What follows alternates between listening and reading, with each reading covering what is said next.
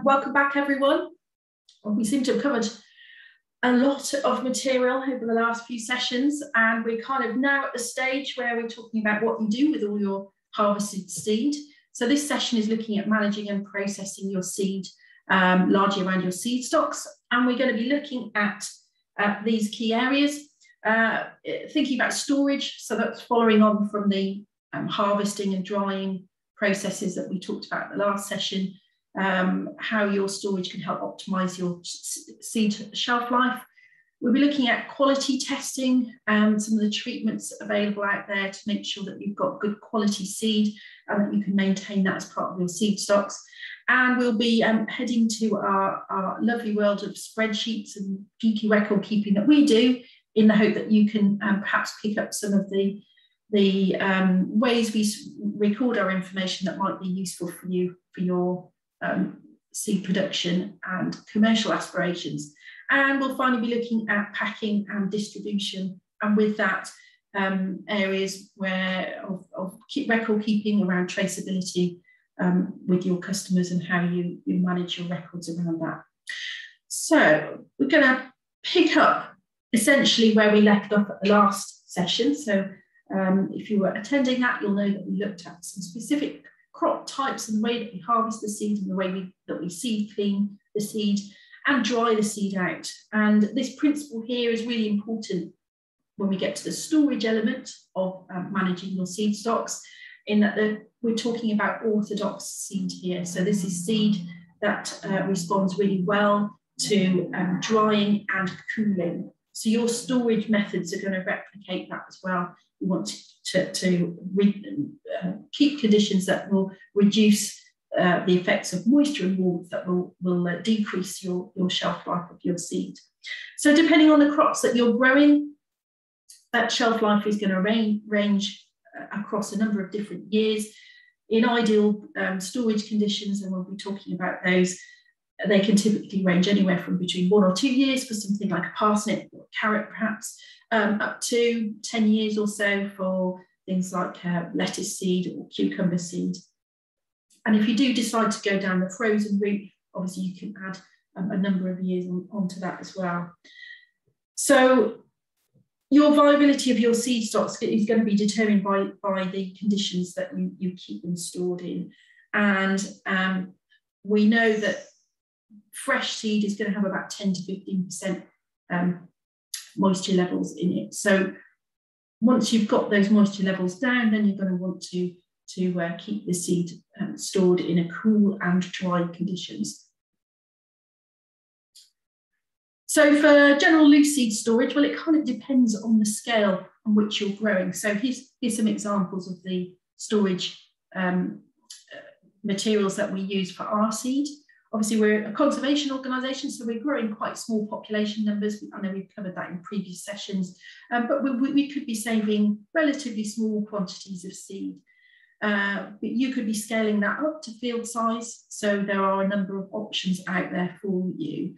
What you're trying to do is avoid introducing moisture into your stored seed. So for us, we generally use breathable packaging. You can see in the central picture here, anything ranging from small bespoke seed packets, which we order in bulk, flour bags essentially, up to large sacks, potato sack size, but for large storage of crops. So you can source those materials yourself and find something that's suitable for the quantities of seed that you're going to be saving.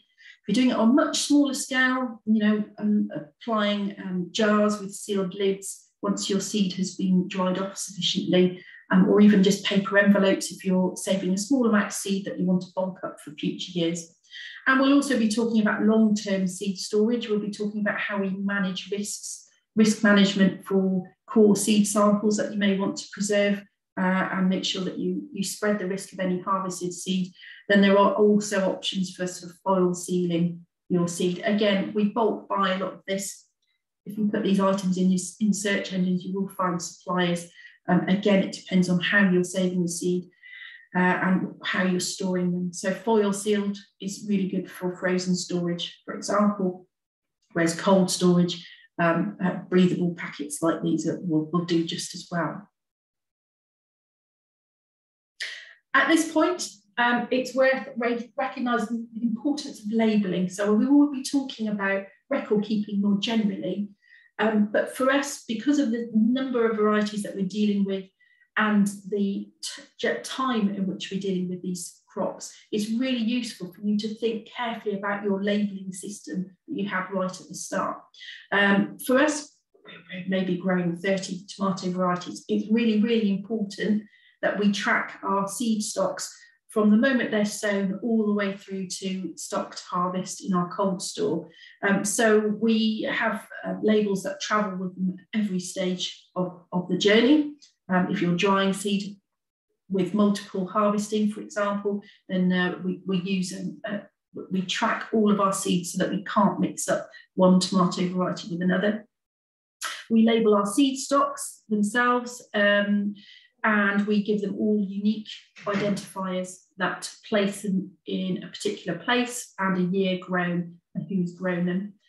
If you're just growing by yourself, then obviously the data that you collect and record and label on your seed stocks will be relevant to you. But if you are using other growers, then that's also really important for traceability. So we have seed gardens. We've got a network of about 170 volunteer growers who help us with our conservation work.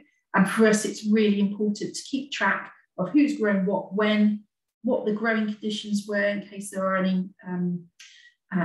any issues with the seed further along the line. We can go right back and find out what happened in that particular year. So I'm always going to put it out there. Labelling is not just about what is in the ground, what you're sowing, but it follows it all the way through to ensuring that the seed you start off with, the seed you end up with, is what you expect and has been clearly labelled, so that you can manage your records that way. And for us, this is all about risk management when choosing your storage method. So we're very fortunate to have a bespoke cold store inside. It's temperature controlled, it is moisture controlled, and how you're going to store your seed is of course an important part of your risk management of your seed stocks. And what kinds of risks that you need to consider when you're deciding where to store your seed? Well, you need somewhere that is going to protect it from moisture. That is the most important element for orthodox seed. Extremes in temperature, because that will affect the seed viability. You want something that can keep your seed stocks at a relatively a stable temperature and cool temperature. You want to manage the risk of pests while in storage. So you spent all this time managing pests and diseases while cultivating your seed. Once your seed is in storage, you want to do the same for that. For us, things like, if you're storing in outbuildings or other storage facilities, you want to think of things like pests and diseases around rodents, for example, getting into your seed stock. Diseases like mould as a result of moisture entering your seed stocks. So all of our seed is stored at around 6 to 10 degrees centigrade in our cold storage site, storage room on site.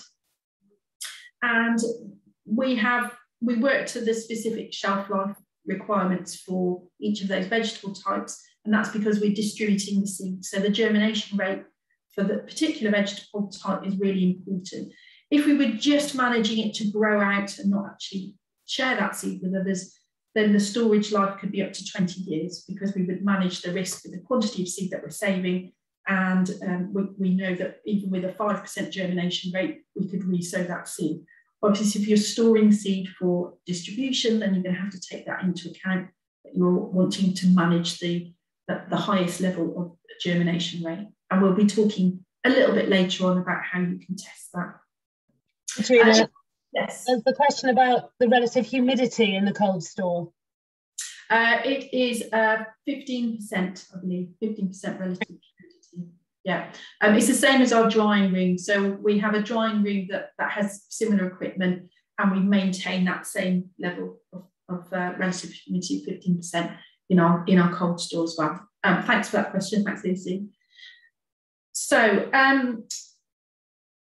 another element to risk management of your stocks is how do you mitigate for other risks such as cross-pollination, complete crop failures, and for us, we use backup stocks to do that. So again, depending on the scale, depending on the turnaround of your seed production and how you want to how you want to manage those stocks, there are a number of things that you can do that are around your storage practices. So for us, we have a central library, that's the heritage seed library, the actual collection, and we separate that very distinctly from seed that we will have available to share with our members. So the core library seed sample, we have multiple generations for any given variety. So you can see this end here, I think these are our runner bean. We might have 30, 35 runner bean varieties, heritage runner bean varieties. In each variety, we have at least 3 generations of seed plus the original donor seed. Clearly, we're operating on a conservation level here, so not to the same scale as commercial level, but you may want to consider how you manage crop failure if you're sowing seed from one generation to the next. Do you want to have a core seed sample that is only for the purposes of growing, and do you want to separate out your distribution stock so that you know you've always got those backups? It also means if you've got multiple generations of seed, if for any reason you identify an issue, such as cross-pollination, then you can jump back a couple of generations back to the seed that you require.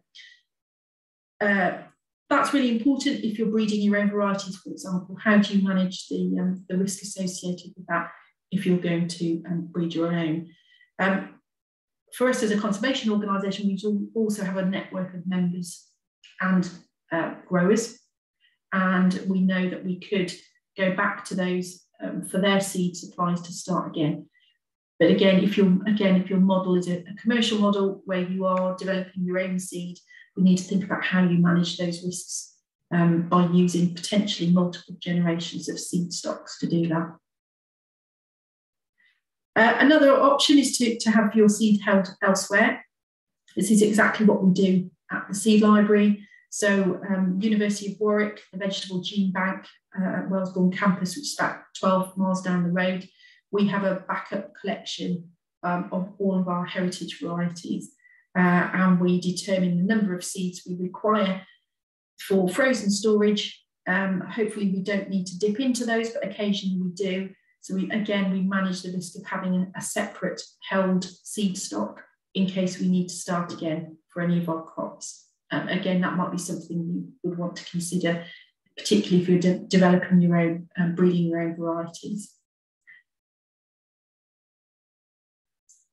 So our seed is quality checked throughout the lifespan of it. And I hope we've kind of emphasised as we've gone along at which stages you want to be looking at your crop to determine that it's what you're expecting to see, that it's healthy, that there's no sign of cross-pollination. And every time we access our seed, we do that kind of assessment ourselves. So visually checking it to make sure that there's no obvious signs. Again, regularly checking our stocks, our seed stores, to make sure that there are no obvious signs of damage or deterioration or any other sort of visual problems that we can see on the seed or the packaging. And there are some specific tests that we carry out at certain points in its life. So when we first produce either on site the seed or whether we receive it from our seed guardians, we do visual checks for pests and diseases. And I know for specific crops, we've looked at some examples of those.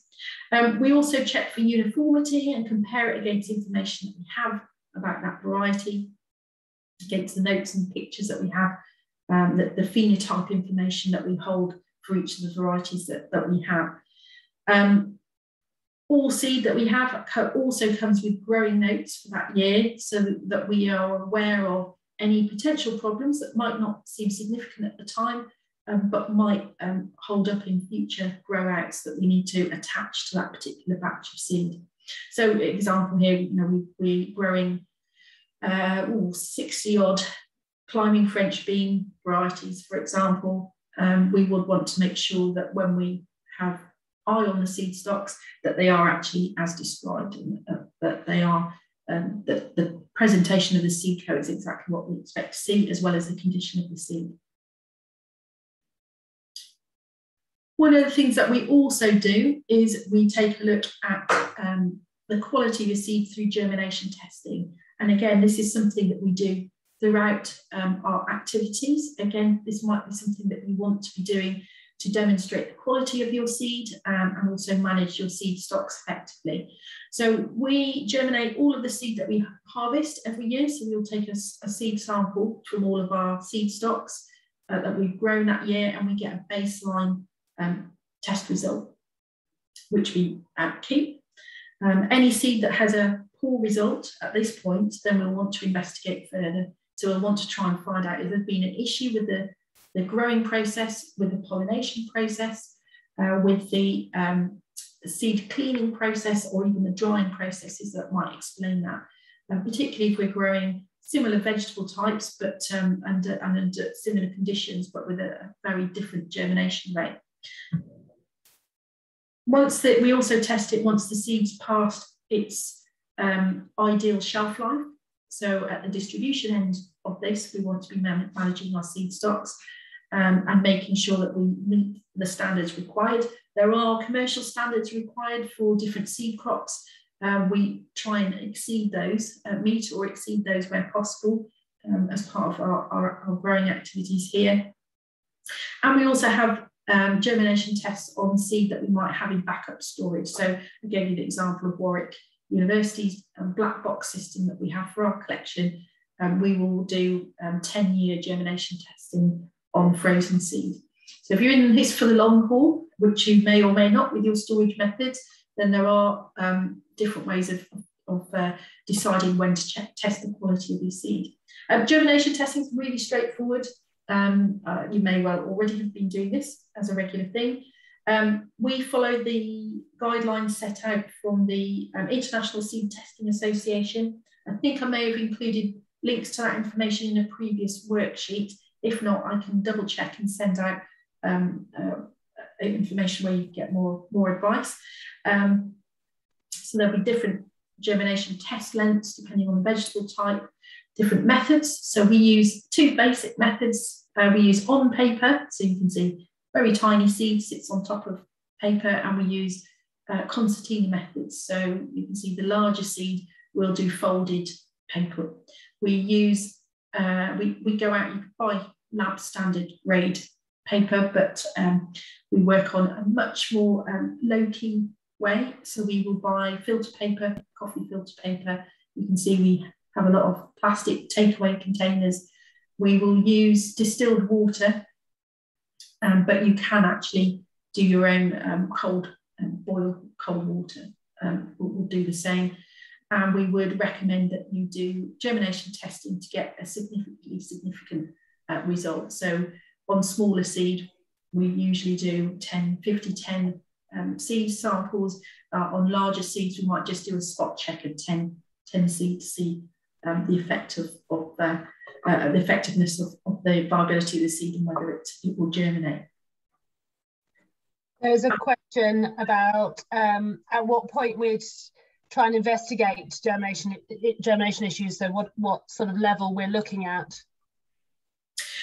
So for seed in our, so there's several reasons why we might germination test, and I would think that the key reason for yourselves would be to ensure that the quality of the seed is reached the viability of the seed is at high enough quality to send out.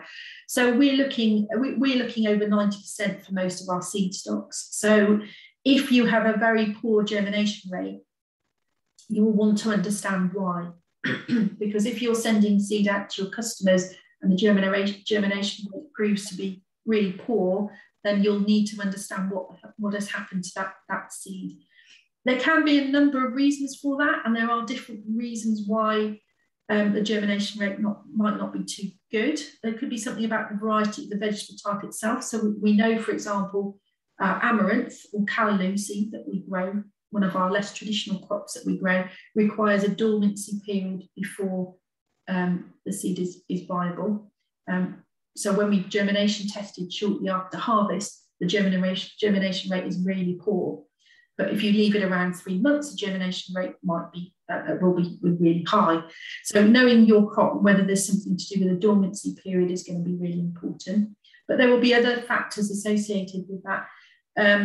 We've had issues with poor seed quantities and then poor germination rates for things like alliums, for leeks and onions, for example. And that could be down to the poor success of pollinating, or maybe we've saved too small a seed, or it may be that the seed has been harvested too late, has been damaged by some environmental conditions, for example. That might cause some issues. It might be that you're winnowing seed and saving seed that's too fine, too light. So maybe you're saving seed that's not viable in the first place. So for something like beetroot seed, we might expect to winnow out 40% of it and only be left with the seed that's going to be viable. So there could be a number of factors around that. Does that make sense? Yeah, but I think that what you said is we're hoping to get about 90% germination, and if we get kind of 80%, it probably would be okay. But if we're looking much less than that, we would be considering what the problem is, wouldn't we? Yeah, absolutely. And we've had a few. We found a massive difference in viability of seed depending on how it's been stored. So an example of that this year was celeriac. So we have a good quantity of loose seed celeriac that had been kept in cold store pretty much continuously, and the same batch of seed had been pre-packeted and had been out of storage for about 3 months at room temperature. The difference between the viability of the seed in the cold store was enormous. So we haven't been able to use any of the packeted seed that we previously packed the year before, had taken out of the cold store for about 3 months during our distribution period. But because it hadn't been stored in the cold store, it made a massive difference. It does depend largely on the vegetable type, but it will be determined by other factors as well, including how you store it. So I hope that sort of helps that question. Okay, so there are going to be different conditions for germination testing. So most of our germination testing is done in the dark at around 20 degrees. Things like lettuce seed needs to be germinated in the light. So using the guidelines to understand how germination rates work will give you the viability of that particular batch of seed.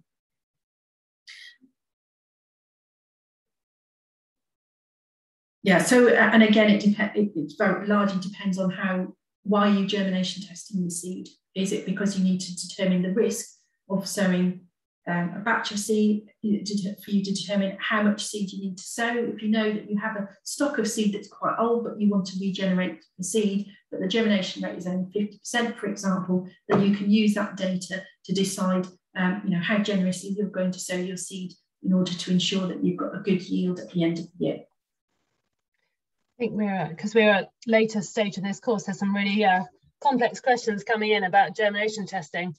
But John is asking about if it's a really wet or a really dry year, if that could affect the germination, but whether it could actually make some of the seed more applicable or grow better in a really dry or a wet condition. So it might be better to grow 50-50 the next year to get a population which can actually grow in those both extremes, which is a very interesting question. Yeah, so you're quite right. So the principle of open pollinated seed means that there's going to be variability between each of the plants. They're not going to be genetically identical. And with that brings a certain flexibility in it. So some plants, individual plants, might respond better to the same growing conditions, which is why we rogue out the ones that don't. So yeah, you're quite right. Along those lines, you can over time, particularly if you're developing your own variety or trying to select a given variety so that it works well in your personal growing conditions, your local climate, then those are the opportunities to do that. And seed quality at the end of it will be part of that. We found, for example, with some crops, they just don't like really hot, dry conditions, or some varieties, sorry. So a particular, I think we had an issue with a French bean 2 years ago in one of our polytunnels, grown side by side by other similar varieties of French bean. But really couldn't cope with the growing conditions, the heat in the polytunnels, and that was evident in the seed quality at the end. So the seed was splitting, it was over dried, you know, which meant that the germination rate didn't work very well for that crop. Probably works brilliantly in other conditions, maybe has a great long growing season outside, but just couldn't cope in those conditions. So you're quite right.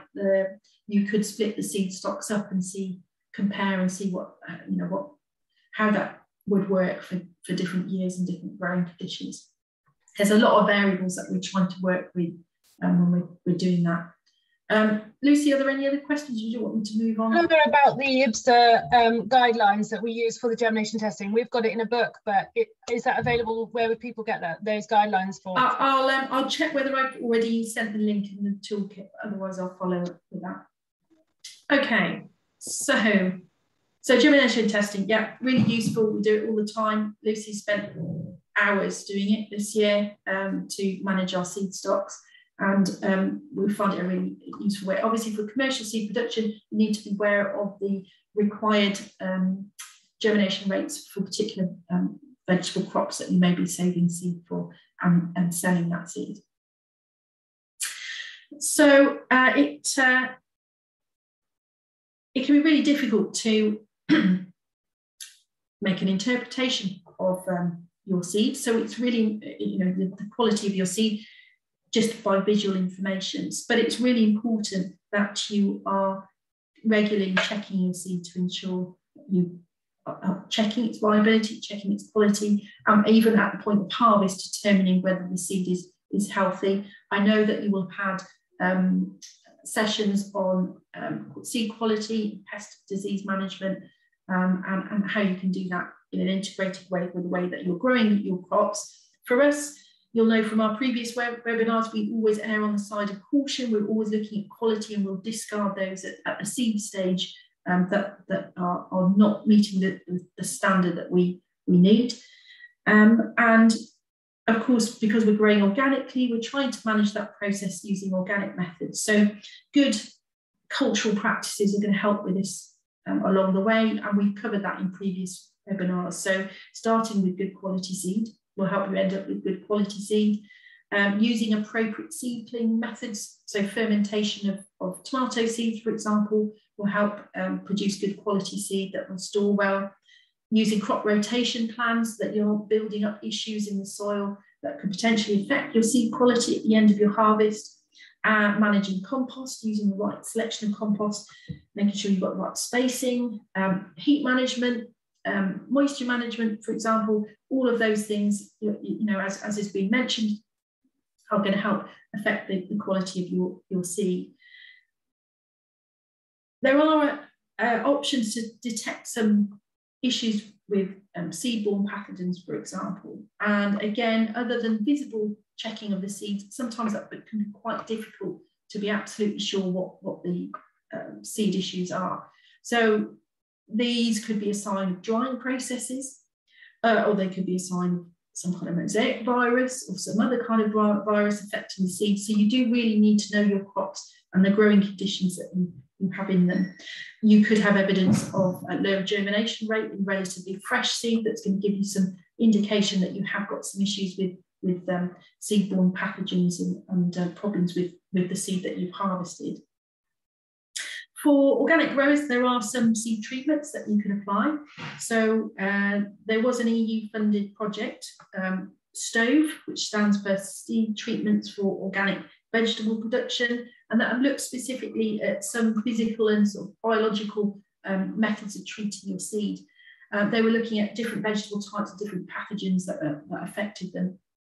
And their physical treatments included using hot water treatments, hot air, electron treatment, and they also looked at biological methods that looked at some microorganisms and bacteria, for example, and plant extracts that could help improve the plant's resistance to pathogens or reduce any risk of infection of pathogens.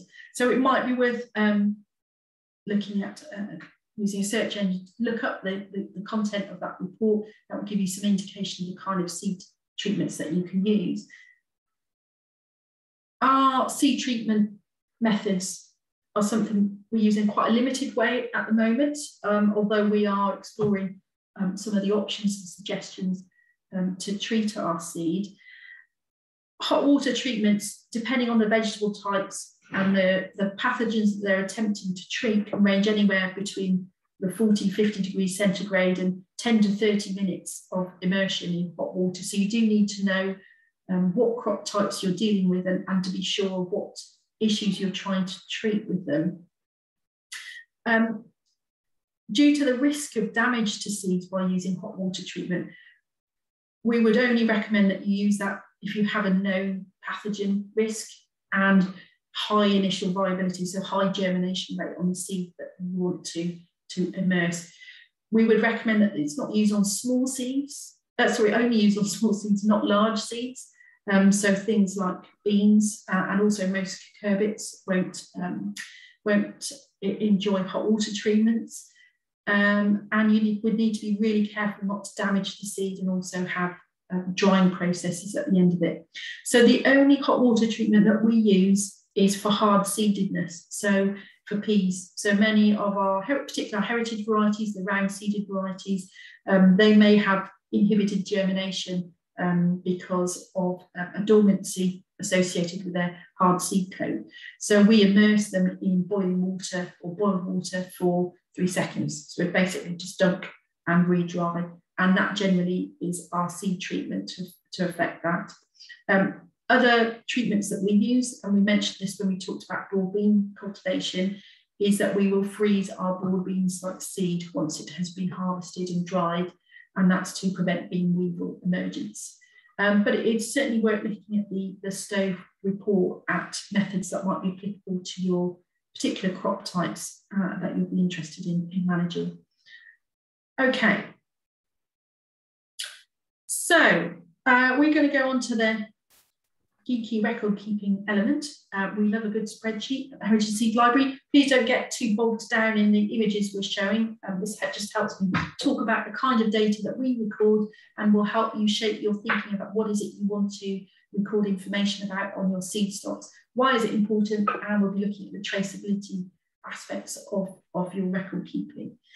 So for us as a conservation organisation, all of our seed growing plans are primarily determined by the need to replace our core library seed sample. So we're trying to maintain a variety true to type. That is largely determined by the age of the seed. So all of our growing plans kind of circulate around our conservation requirements for each of the 800 varieties that we have in our collection. But it's also about managing balancing that with the demand and the support membership benefits for our membership group, and managing the seed demand that we're likely to have as our membership grows. So we have to make good records so that we can make good decisions about what we're going to grow and about how we manage our seed stocks. So we have 2 systems at the moment, although we're in the process of developing a new database system.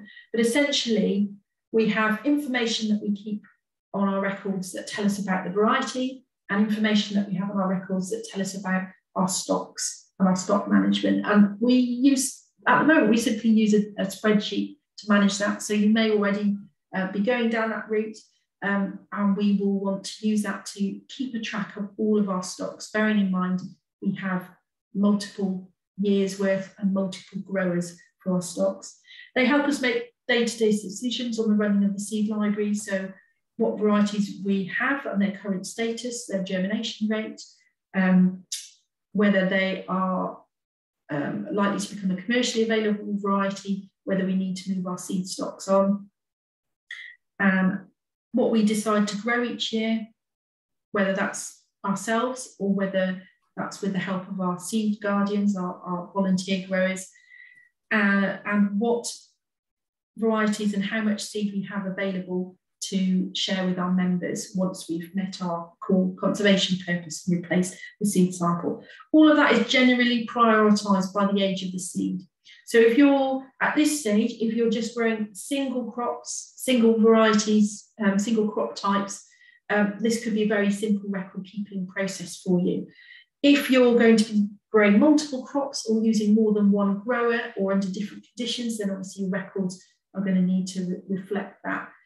For us, knowing the age of our seed is really, really important when we're managing thousands of seed batches, thousands of stocks of loose seed, because that will help determine when you need to make sure your seed is distributed, and also determine when you need to regrow that seed if you're going to be growing a variety of different crops over several years worth of growing.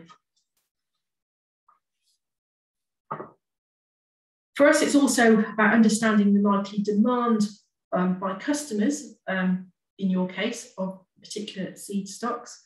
So that's really important to be able to know that if you're able to offer for sale a whole range of crops, it would be useful for you to know which varieties are going to be more popular than others. We have 6,000 members, probably 7,000 members by December. For us, it's really useful to know before that happens, before our distribution phase, how many seed packets we need to prepare from the available seed that we have.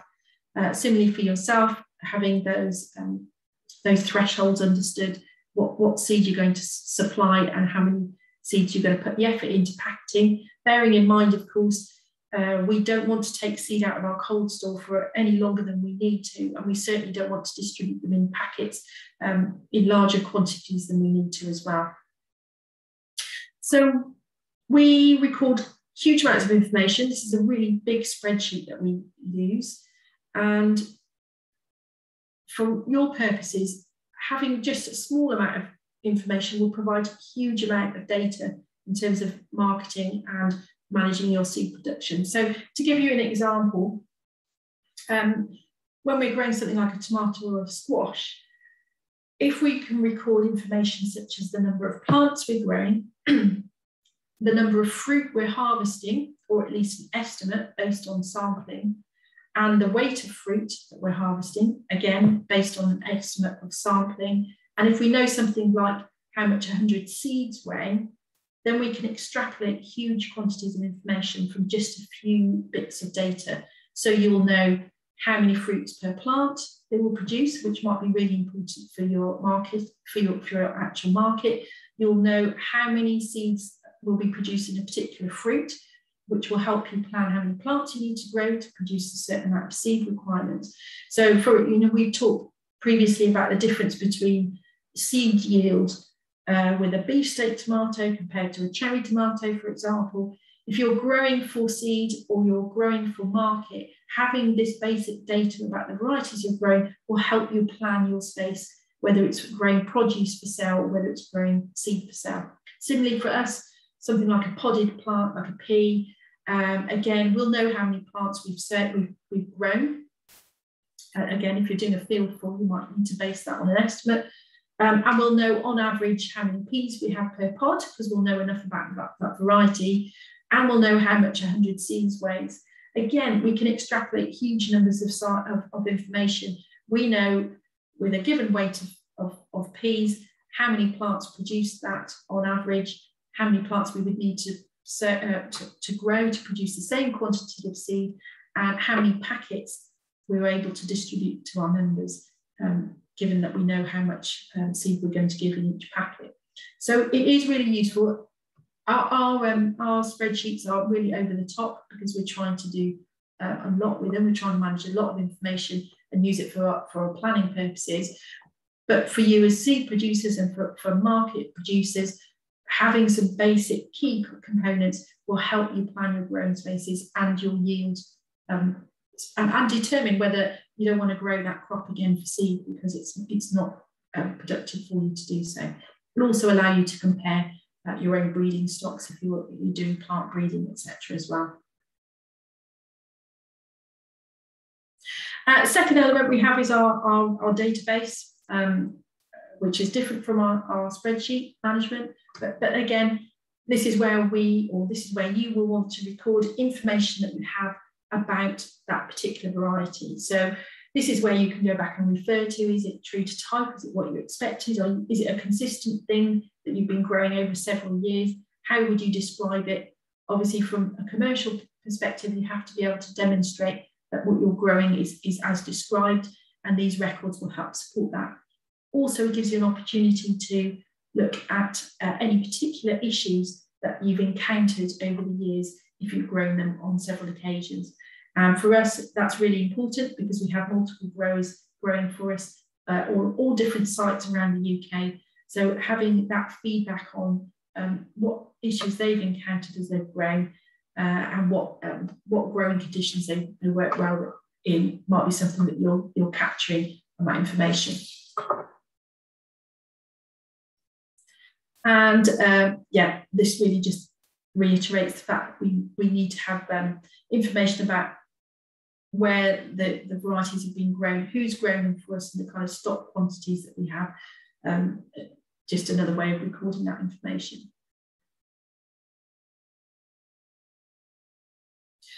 So for commercial scale seed production and distribution, particularly if you're planning to sell online, then you need to ensure that you're following the health seed passport requirements described by AFA, who are the Animal and Plant Health Authority.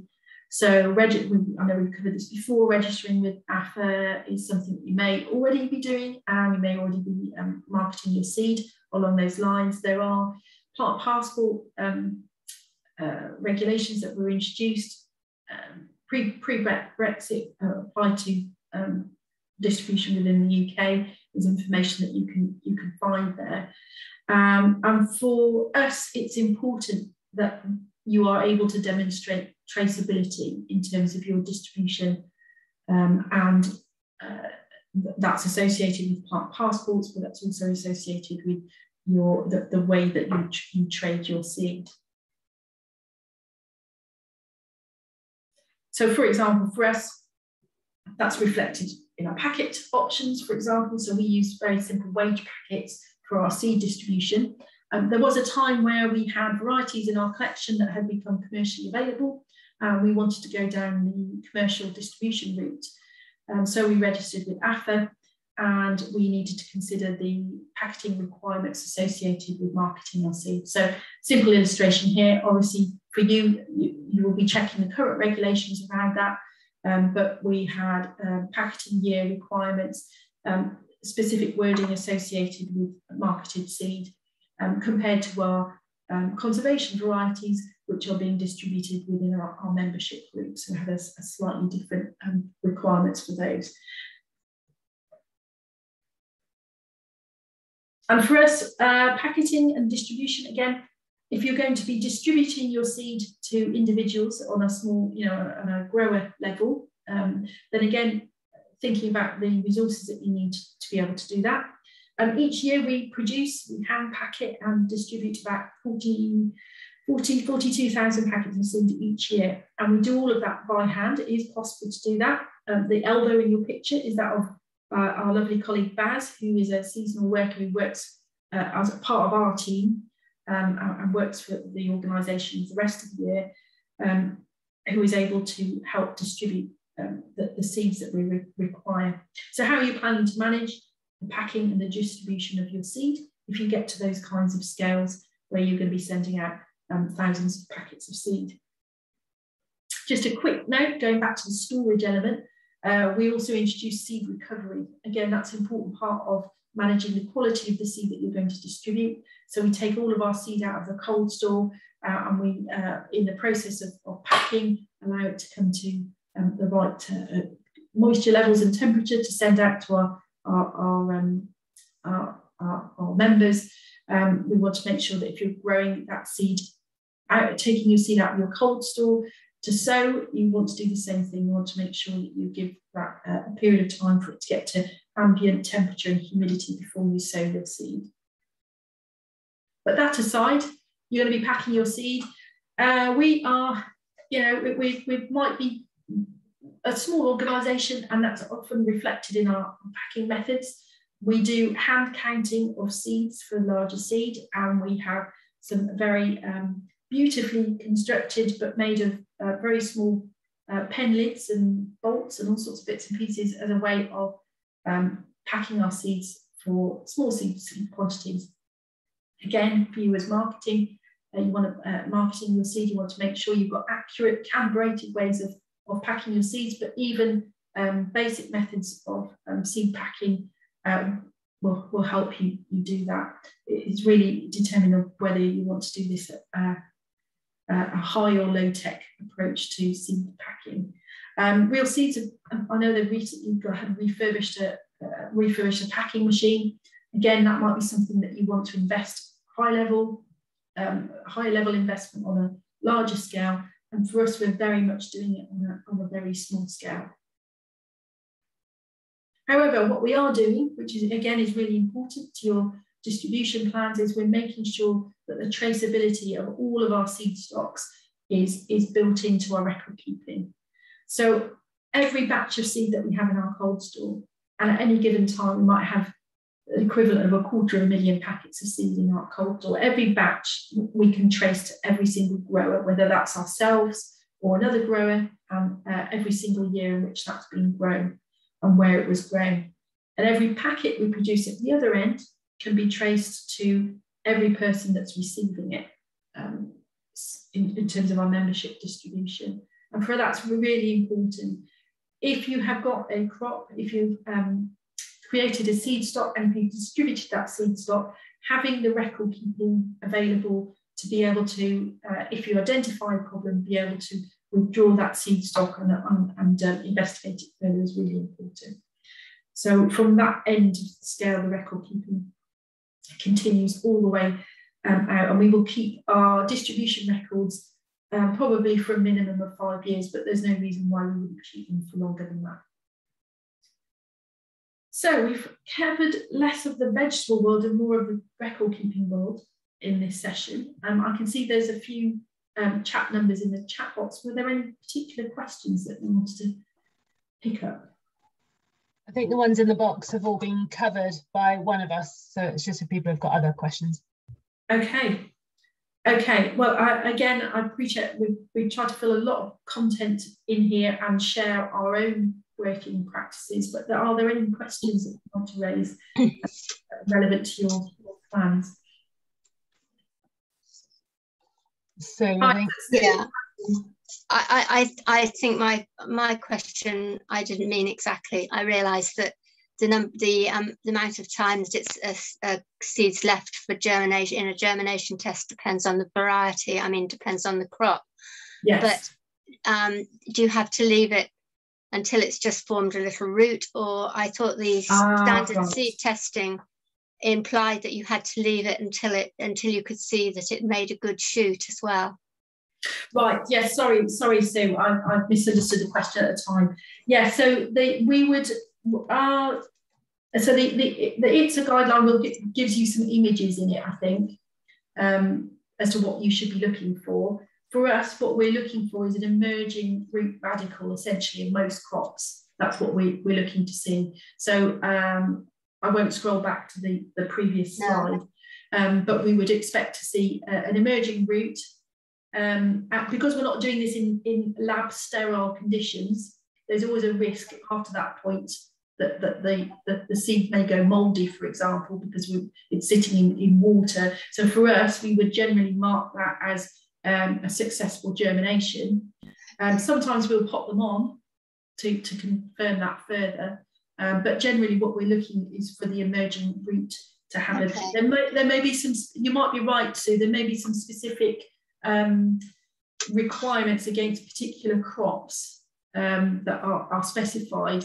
For us, we use the ITSA guidelines to determine how long before we start seeing the emergence of the root, the germination phase on each of those crops, and that will vary depending on what it is. Some crops take an awful long time to germinate compared to others. We would expect to see that germination to appear in the first 5 days, for example. But yeah, we're looking for the root essentially. And also the germination temperatures. I mean, for tomatoes, for example, they say you have to have a fluctuating temperature. Yes, yeah, we are. Do you do that? We can't. No, okay. So we have, yeah. So although perhaps it's clearer for me to explain that we have an incubator on site. There are germination options, variable temperature options, but we stick to a middle of the road rule of thumb for most of our orthodox crops, which is going to be 20 degrees. And we will scale, but you are quite right. I know they do also recommend pre-treatments for some crop types as well. We don't have the facilities to do the chill treatments. If you're selling commercially, would you be obliged to follow those? That is a very good question. I don't know the answer to that question, I have to be honest, Sue. I think you do have to demonstrate a percentage germination rate. Yes, but not whether that's strictly within the conditions of that. That's a good question. I don't know for sure. I can try and find out for you, Sue, but I'm not entirely sure. Because that would be quite a considerable administrative process or a technical process. Yeah. To be able to demonstrate that. I think my advice would be to check that with AFA really at that stage. I think if, you know, what you don't want to be doing is to only be demonstrating germination under a particular condition that is not relevant to the way the crop is going to be grown or sown. So, you know, we have a Doodies, which is kind of gourd plant in our collection. They really do need a high heat to germinate.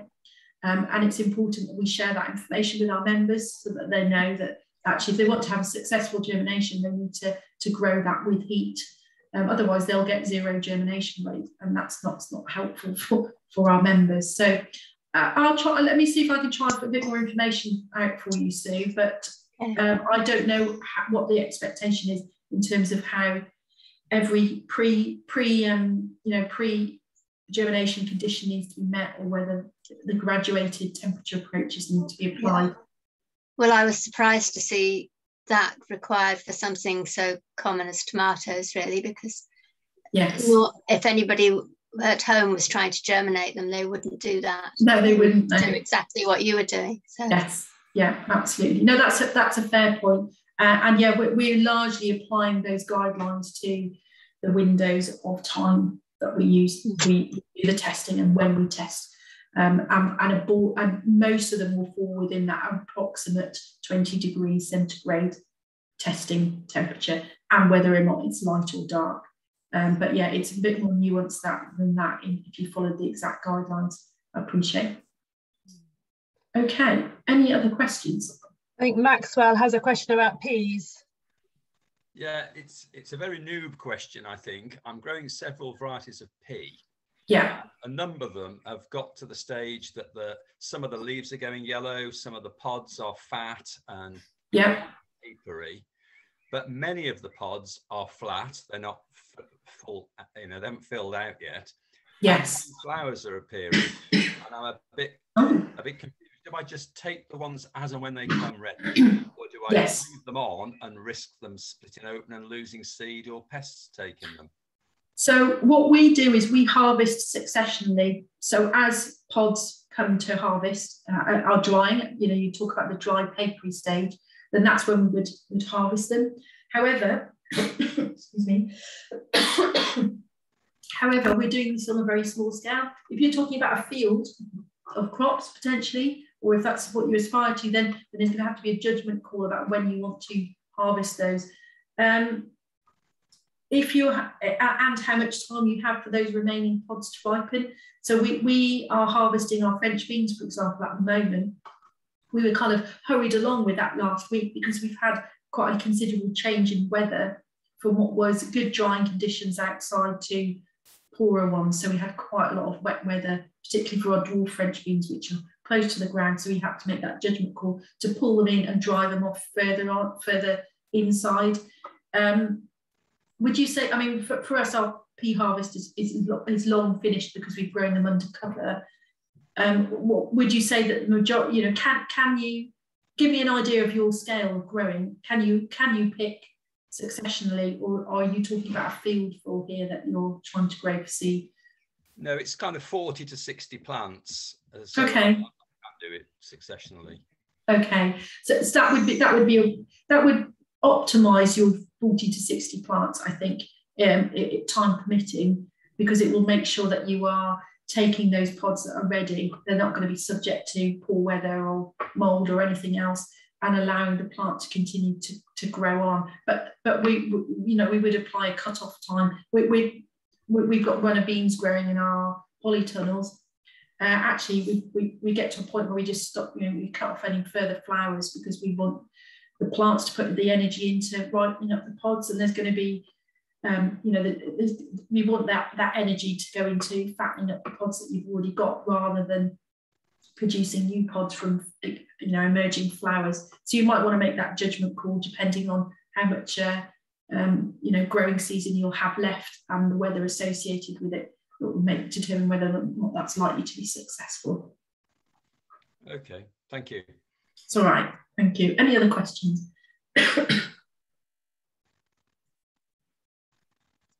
Okay.